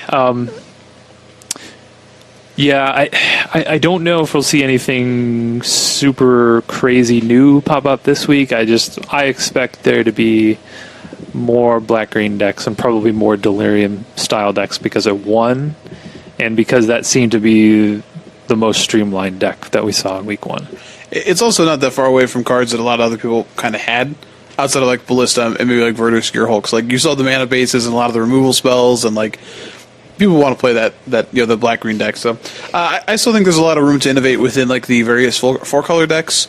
But I think like people are going to really have to evaluate removal spells in the next few weeks, especially going into next week in the Pro Tour, and I think that'll decide what other decks we see. You know what I mean? At least how they're built. So, but hard to speculate. Yeah, I kind of expect more of the same from what you saw in Columbus. I don't think anyone is. You're not going to see the if there is a breakout deck, I don't think you're going to see it at Richmond. You don't have the players that are kind of pushing the format in that way. So yeah, I wouldn't expect to see anything too crazy. And I would be genuinely surprised if we did. I think people are kind of on their set paths with deck building, and you really don't typically see mix-up happen until after the Pro Tour. So the first two standard tournaments kind of follow each other. The first two opens, I should say, kind of just follow each other until you have the Pro Tour, and then things shake up a little bit. So awesome. So there's also a standard classic the next day. It was won by Daniel Gallardo. I'm going to go with. Sure, I'll give it to you. And he was playing green black aggro as well. Defeated Brian Fiera. Fiera? I don't know. Playing blue white spirits. So that's kind of a deck we and a version of that, I think, top 32 at the Open as well. But yeah, just taking a look at this list, the Spirits list, man, it strikes me as like you're just never going to beat Walking Ballista. Yeah, that might be a deck that is short-lived in this format. Walking Ballista. That's just too fragmentized in the main. That seems a little odd. I mean, you guess you have to deal with those ballistas on your own term, right? As sorcery speed? Yeah, before you cast any of your other creatures, I guess. So they have to have flash. They have to 2U. I don't know. I don't like any of this. I will say that the first place list here is playing yet another twist on black green. He's playing Bristling Hydra, which I don't know if you know this, but it also gets additional counters off of it. And also comes in and gets you an 4 energy instead of 3. Yeah. Hello, Doctor. I was also playing Blossoming Defense, which maybe that's a card that we see more of. Yeah, maybe. That does seem like a good way to protect the creatures you're trying to build here, and push through damage. You are an aggressive deck, so. But yeah, I didn't. To be honest, I didn't really look at a lot of the lists from the classic. Interesting to note, the standard classic was 68 players, which was 6 rounds, I believe. Mm-hmm. And the modern classic, which I played in on Sunday, was 234 players. Yeah. So maybe it wasn't Legacy's fault. I don't know. I was kind of saying, maybe the issue with the Legacy classics getting cut wasn't so much that it was Legacy, but it was maybe just anything other than modern. No, I don't know. This is 1 week, Yeah, maybe people just didn't have standard cards. I don't know. What I want to see is the when we have our first Modern Open, and then take a look at the players that we get for the Modern Classic the next day, and compare those numbers as well. Because you did divide the player base by having the day 2 of the Open in the Standard Classic.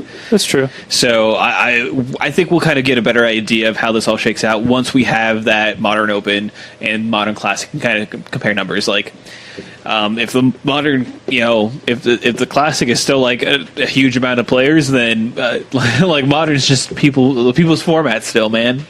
And if it's smaller, then we just know that the whatever classic mirrors the Open is just going to have a low amount of people there. So I guess I'll just have to wait and see. Yeah, that remains to be seen. We'll see.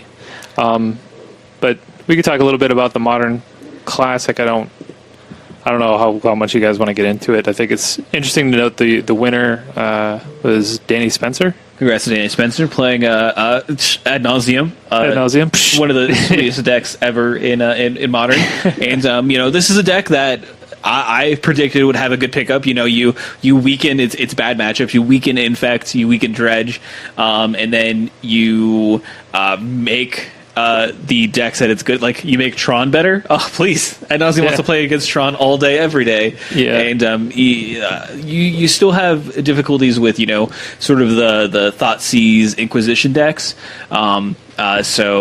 But you give it so much more room to breathe when they don't have to worry about losing games to those hyper aggressive decks, basically. So yeah, you basically eliminate Death Shadow. So when you're giving it a bunch of time, then yeah, it's just going to eventually win out. Yeah, and this is also a deck, like you said, some of the matchups got shifted around. Maybe it benefited from that, but also just didn't get hit by... I mean, this is a combo deck that didn't play Probe, which was kind of an oddity. So it really didn't... The deck itself didn't change, but some of the matchups got a little bit better for it. So, right. We did see...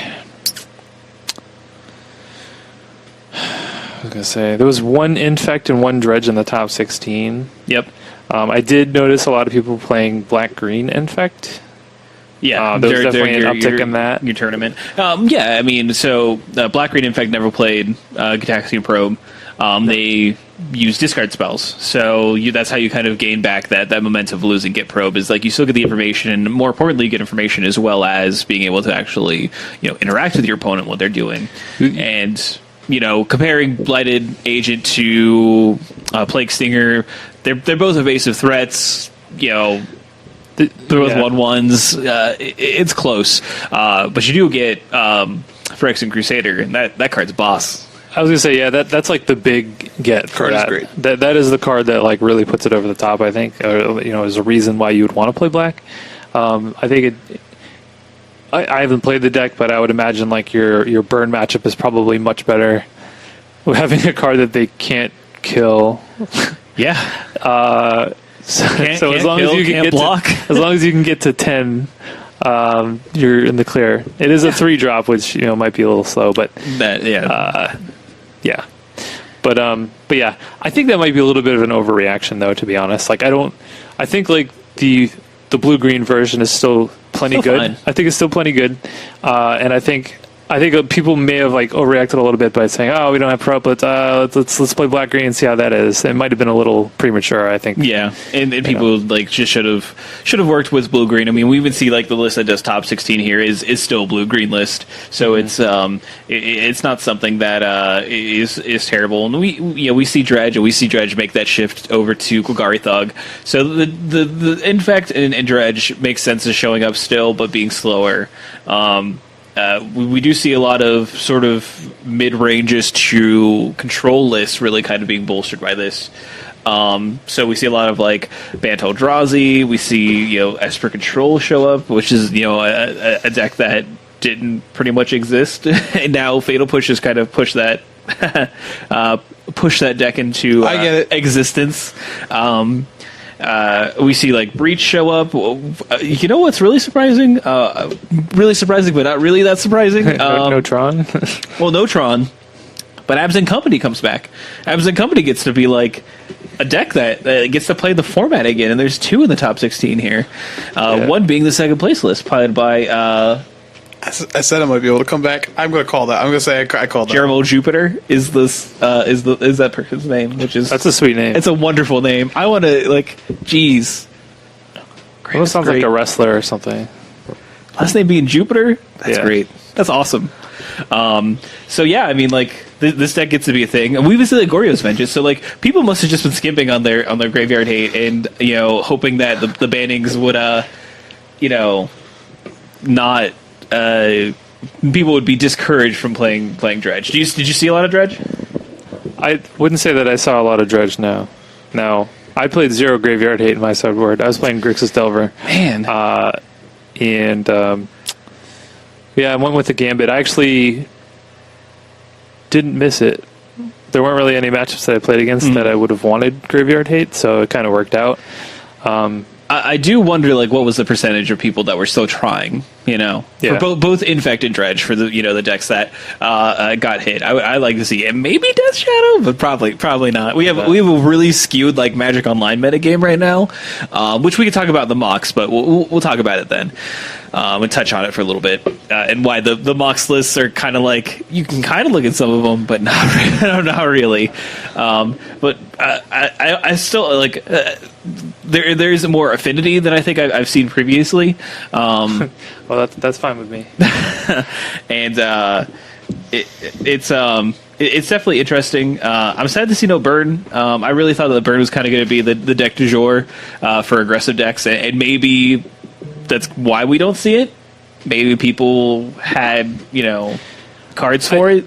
I think, it's modern. There's a million different decks to play. I don't think you can take too much from just looking at a snapshot of the top 16 and say, oh, I guess Burn and Tron are dead because there's none here. Like, yeah, it's just next week we could see 5 Burn decks in the top 16. Yeah, it's sort of any given Sunday sort of situation. Yeah. We could also see Burning Tron. I've heard some people working on that.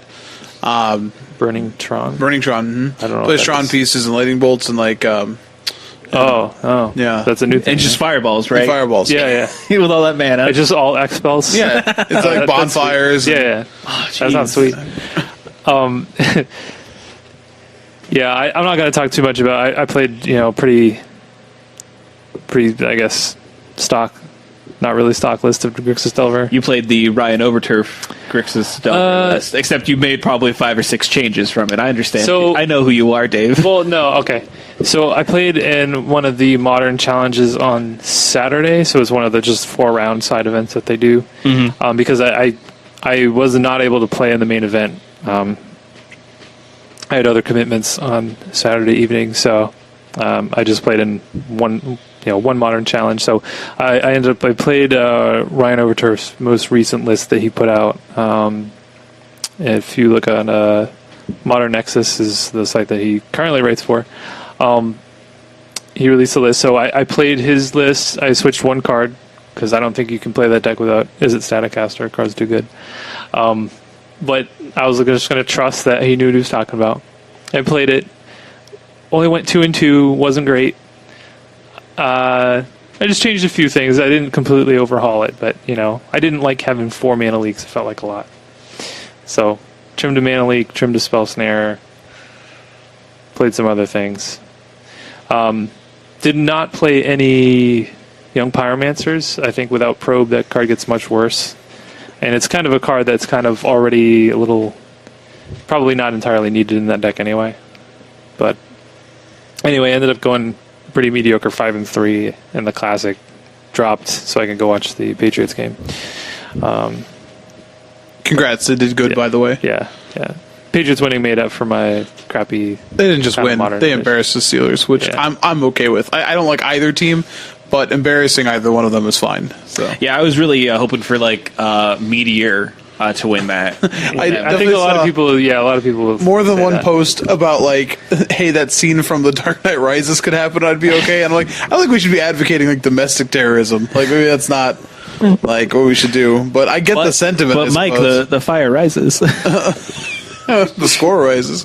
I will say I watched Dave play a number of matches, and I gotta say I feel bad for you. You did get some rough matchups. The first time I walked over and you were playing against like Hexproof. Oh yeah. I got paired against Boggles round 1, which is just like one of the worst possible matchups. Wow, that's messed up. It's bad. And he played a good game against him, and his opponent in game 3 still just like after he's like, okay, I saw your hand, I did this, or I go, and he's like, oh, I'll crack my Horizon Canopy. Oh look, I drew my oh shoot, I can't remember what it is, or yeah, I can't remember what it is. The card that the 2 white aura. Oh, see. Dang. Something. Whatever. It gives the creature Marshmallow Bubble. everything. That's Daybreak Coronet. There you go. There it is. The card that I can't ever beat. Oh God, no. So yeah. That's how it started off. Could not remember that card. That's weird. Yep. Oh, before we leave Modern, I do want to give a shout out to Chelsea Hogan. Oh, absolutely. A local grinder / judge in the area. Top 8 in the tournament. So congrats to you. Always good to see an awesome player that we know personally do well in the tournament get that top 8. Even though she was playing the dirty band Eldrazi. Oh yeah, Get out of my house. I definitely got a message from her.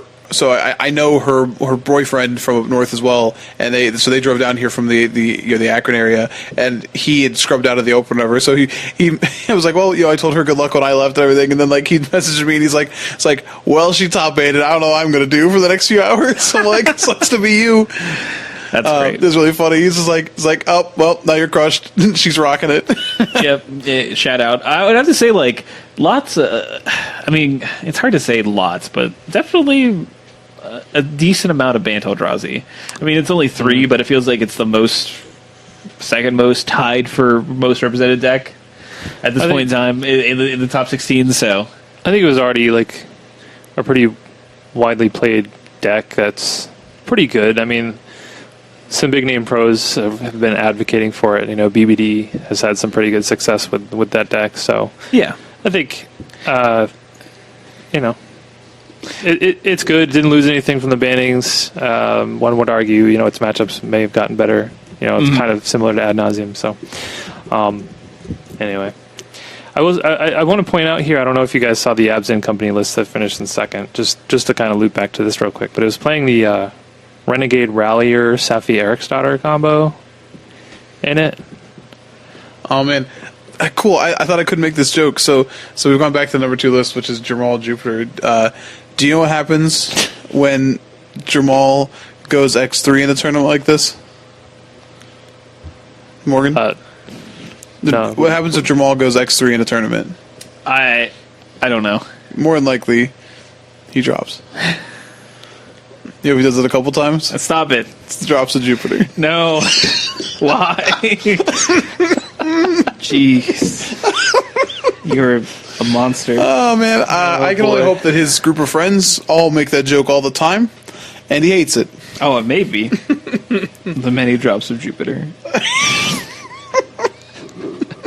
Terrible. So Dave, tell me about this deck. Tell me. Did it sail across the tournament? Apparently, until it got to the end when it lost to Ad Nauseam. Yeah, well, that makes some sense. Now It heard first place was overrated.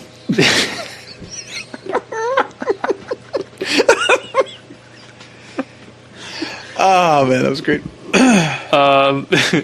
So if you don't know what the Renegade Rallier loop is, so Renegade Rallier is it's a new card from Aether Revolt. It's costs 1 green and a white for a 3/2 with Revolt. So if you activate the Revolt, you can return a permanent card with converted mana cost 2 or less from your graveyard to the battlefield. So if you have a sacrifice outlet such as Viscera Seer, I don't know if it does it have any other ones in here. Let me see here. I guess you could also use it. So if you have a sack outlet and like Malara, or I guess Anafenza, Kinshri Spirit would work here. So if you use Safi Eriksdotter to target it, then sacrifice it, you can return the Safi Eriksdotter. And then it gets returned from Safi's trigger. So it's kind of like the old Project X combo, if you're familiar with that. But anyway, it's kind of like a different take on Abzan Company. It's got like a little bit of a different angle to it. So I wonder if that's something that they'll go to going forward, or if that's kind of too cute. I don't know. I mean, it's certainly interesting, the kind of play that you can have with it. But I mean, it did well, for a 200+ person tournament. So yeah, we saw something to it. Yeah, we saw Brian DeMars was also playing Abzan Company. He was playing more of like a traditional style. He didn't have any of that nonsense in it. So it might be that it's just like too cute. Mm-hmm. But it's cool that it's an option. It's a new old interaction. I guess that can work now. Yeah.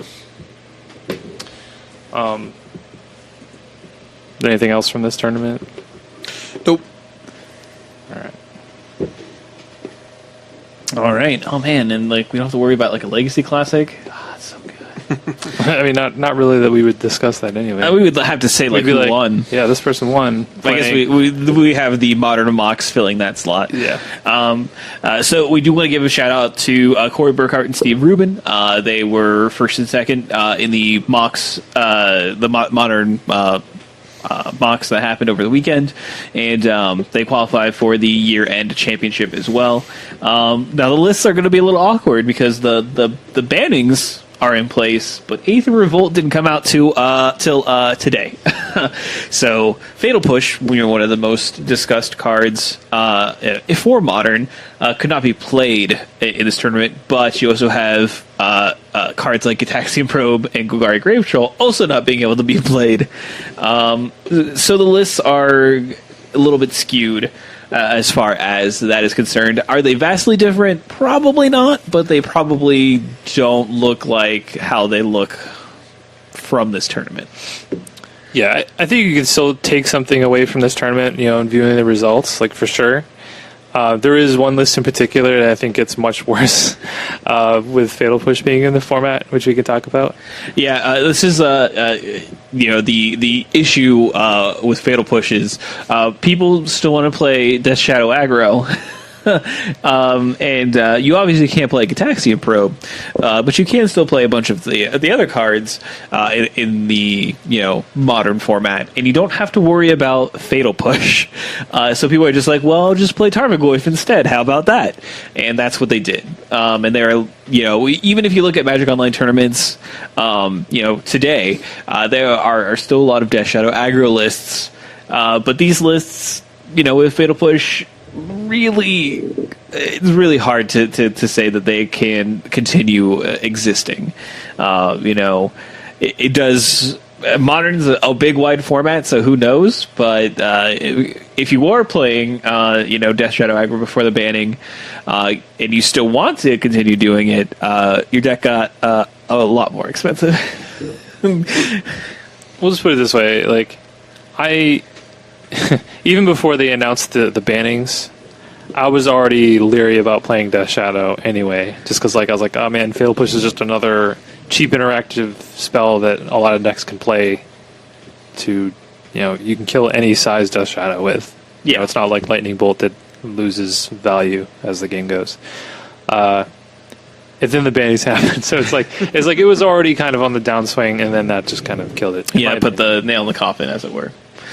But yeah, so take a look at what you want and take what you want from these lists, but know that changes are happening with Aether Revolt. So your mileage may vary with what you glean from this tournament.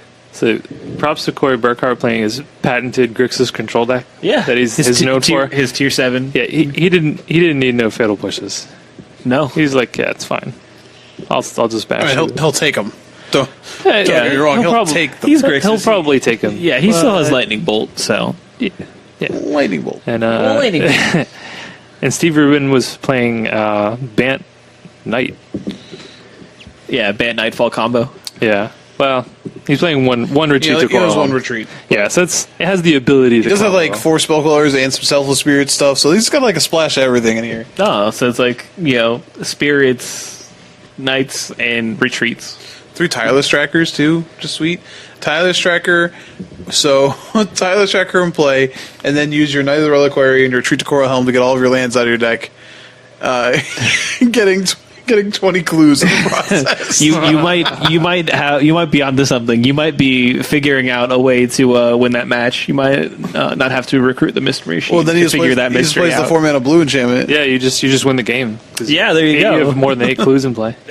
Hold on. I have to. Do you remember the story we were told about the Open this weekend? Oh yeah, definitely a player that we know lost to that enchantment. Correct. Oh, targeting Deadlock Trap. What? It's like turn 3 Deadlock Trap, turn 4 enchantment on it, and then each of them keep getting a new Deadlock Trap, get 2 energy. You're not doing anything. And it was really flavorful because you're just stopping the revolt. Yeah, you're just trapped. Yeah. On the way out. You're just building a bunch of prisons. Dun. Dun, dun, dun, dun. I was like, oh, that's a thing. I definitely saw, and sorry, Elliot, but I was watching Elliot play round 1. He was playing Jeskai Sahili, and his opponent was playing the mono blue paradoxical outcome deck with the Aetherflux Reservoir. Aetherflux Reservoir. And he definitely got I just walked over and Savon just comboed him with counterspell backup. Yeah, with his opponent was charging his laser and then fired his laser. Yeah. Oh yeah. That was pretty. It was pretty sweet to see. Like, I show up to the tournament, and that's like the first thing I see. I was like, "All right, new format." A new format. Yeah, it is a brave new world. It most certainly is. But that's all about the mock. So nothing else as far as that goes for the show today. We just want to go straight to the wrap up here. So we have the Comic Town Championship Series this weekend. It's a 2K on Saturday, and then the standard format IQ on Sunday. The next day we have Star City Games Richmond, which is going to be the Open. It's going to be standard. And then we have GP Prague, which will be streaming on Twitch, and GP San Jose, which will not be. Do we know if Richmond is going to be covered as well? Yeah, it is. It's the Star City event. Star City covers their events. Sometimes they don't. No, they don't cover GPs anymore. They've skipped covering Opens as well. Only like on a double Open weekend. Yeah, when they had they did the experimental, like, we're going to have 2 Opens in 2 different places. Yeah, you could find them on the Twitch. Okay, I just want to make sure. I don't want to, say they'll be there and then they won't be. So. Yeah. And I will say it makes sense for them to stream GP Prague over San Jose because a lot of the pros are already in Europe in preparation for the Pro Tour, which is in Dublin. So it'll be sweet to see, what the draft format looks like. I haven't gotten a draft or anything yet, so I might tune into a little bit of that. Yeah. And it's always kind of nice seeing a new limited format. So we will we'll see what kind of comes out of that, and it's nice that we will be able to catch the pros and everything. So let's go ahead and make sure you know where to find us. So we of course, or how to contact us as well. We of course have a Twitter. It's at symbol your end step. You can do search for your end step, will pop up, and then when you add us, it's at your end step because we're clever. We also have a Facebook. You do a quick search for at your end step on Facebook, and we pop up, or an email address. It's just at your end step @gmail.com. Also, you can download us via iTunes or the Google Play Music Store. We are on both, and we also are on MTGcast. And while you're on MTGcast, be sure to check out all the other wonderful shows they have available there. And while you're on Facebook, be sure to check out our sponsor as well, which is Comic Town. You can just do a quick search for Comic Town Gaming Center, and then you can follow all their events. Also, again, we do encourage you to check out the Memorial Tournament Facebook page, just so you can, take a look at the events, see if you can make it, or find out other ways to donate to the cause if you would like. Again, that's the Riley Oberhart Memorial Tournament. You can do a quick search for it on Facebook, and we tweeted out the link, I believe, and then we'll also put it in the show notes so that you have multiple ways of accessing it.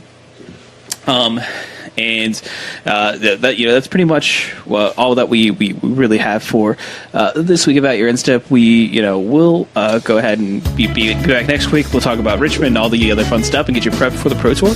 But until then, you have a great one. Bye.